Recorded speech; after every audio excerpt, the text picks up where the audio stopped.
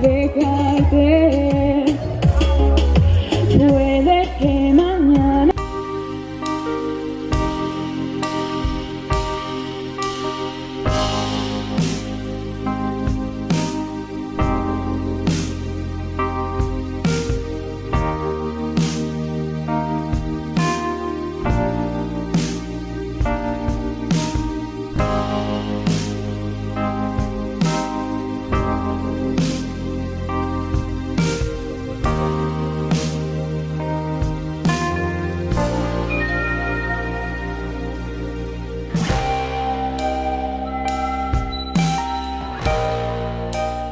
demostrem en les nostres produccions literàries per a cadascun dels que heu confiat en vosaltres i a les vostres...